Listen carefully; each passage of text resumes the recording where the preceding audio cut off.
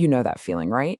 You find yourself reaching for a snack, one you know you probably shouldn't have, and it feels like you're completely powerless to stop. Well, today we're going to dive into a doctor's really startling confession about his own health struggles. What he discovered is the real reason we crave junk food. And trust me, it is not what you think. I have survived the world's unhealthiest diet, and it almost killed me. Now, that's not some dramatic line from a movie.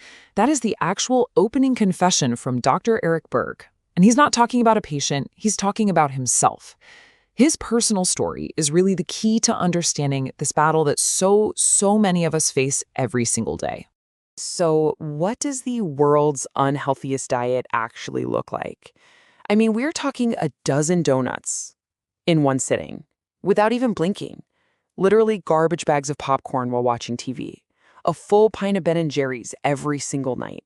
And at parties, an entire case of soda. Yeah, this wasn't some occasional cheat day. This was his daily life. As you can imagine, a diet like that is going to take a serious toll. And it went way beyond just gaining a few pounds. His body was basically waving every single red flag it had, signaling a complete and total system breakdown.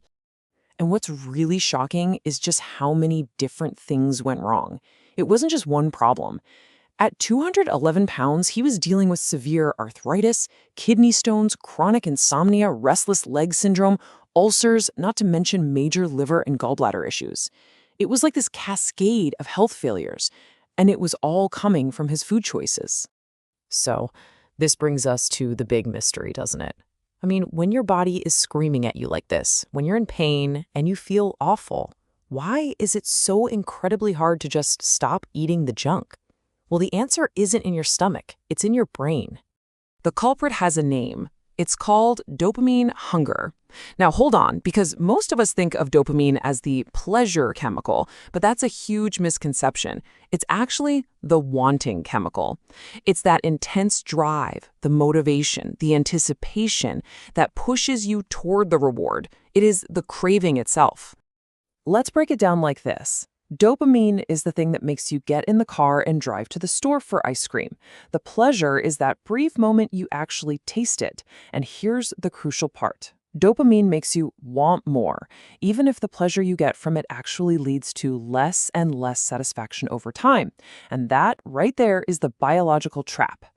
So here's how that trap actually works. First, you eat some ultra-processed food, and boom, you get this huge dopamine spoke.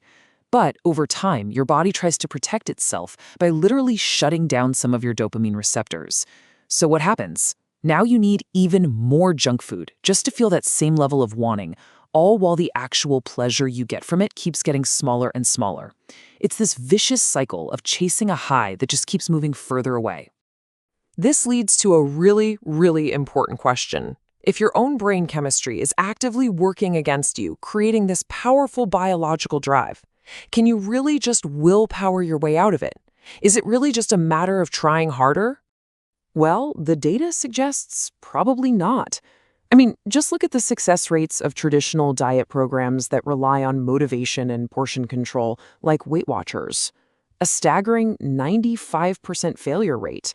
Now, that's not a comment on the people trying so hard, it's a comment on the strategy. Fighting your own biology with sheer willpower is a battle you were basically set up to lose from the start. And this, right here, is the light bulb moment. The real enemy isn't some personal failing or a lack of self-control. It's your environment.